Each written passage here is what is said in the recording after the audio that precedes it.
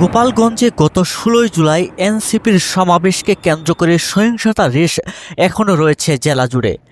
২০ জুলাই সকাল ৬টায় কারফিউ শেষ হলেও আওয়ামী লীগের ডাকা হরতালকে কেন্দ্র করে সকাল ৬টা থেকে রাত ৮টা পর্যন্ত জারি করা হয় ১৪৪ ধারা।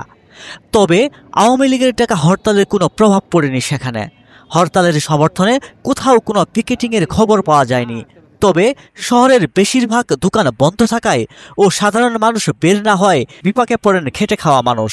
মরণ তো সাধারণ জনগণের, যারা দুর্বৃত্ত তারা তো দেশে নাই, তারা তো Malaysia, India, Bharat, Canada Begum চলে গেছে। ইনকাম নাই, কোনো লোকজন বাইর হচ্ছে না, ভয়তে সবাই আতঙ্ক আছে, বাসাতেও কেউ বাইর হতে চাচ্ছে না। আমাকে রিক্সাওয়ালারা বাইর হচ্ছে যেন পেটের দেয়। আতঙ্ক তো আছে ভাই, সবার মনে ভয় ডর রয়েছে। কেউ লোকজন বারোই না রোডে, তেমন লোকজন নাই। জায়গায় ইমার্জেন্সি দরকার আছে, তারা দুই একজন বাইর হচ্ছে, রোডঘাট ফাঁকা। গোপালগঞ্জ জেলায় ১৪৪ ধারা জারি থাকলেও সময় মতো পরীক্ষা অনুষ্ঠিত হয়েছে। তবে বাস চলাচল স্বাভাবিক না থাকায় পরীক্ষা কেন্দ্রে আসতে বিপাকে পড়তে হয়েছে শিক্ষার্থীদের। এছাড়া নতুন করে গ্রেপ্তার করা হয়েছে ১৯ জনকে। এ নিয়ে গোপালগঞ্জে গ্রেপ্তারের সংখ্যা দাঁড়ালো ৩০২ জনে।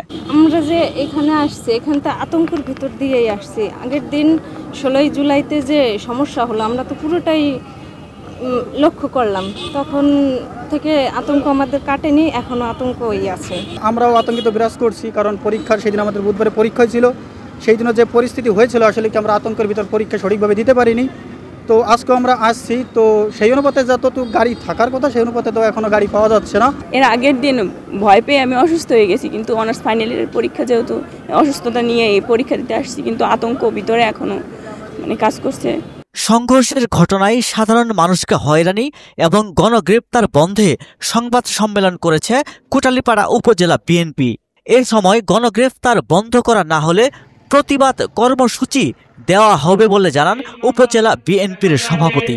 কোটালীপাড়ার বিভিন্ন স্তরের জনতা, ছাত্র, শিক্ষক, কৃষক, ভ্যান চালক, মেহনতি মানুষ যারা রাস্তায় পাচ্ছে তাদেরকে ধরে নিয়ে আসা আসামি করে চালান দিচ্ছে। আমরা এই গ্রেপ্তারের নিন্দা জানাচ্ছি।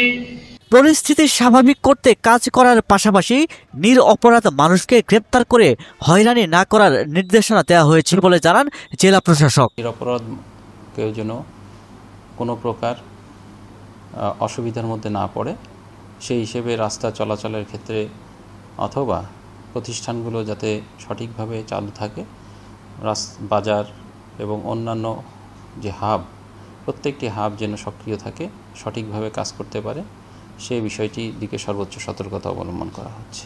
এনসিপির সমাবেশ ঘিরে সংঘর্ষের ঘটনায় এখন পর্যন্ত ৩,০০০-এরও বেশি নেতাকর্মীকে আসামি করে ৪টি মামলা করেছে পুলিশ, আর গ্রেপ্তার করা হয়েছে ৩০২ জনকে।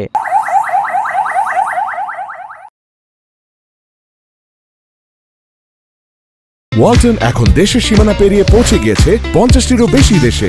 ওয়ালটন, ঘরে ঘরে, বিশ্বজুড়ে।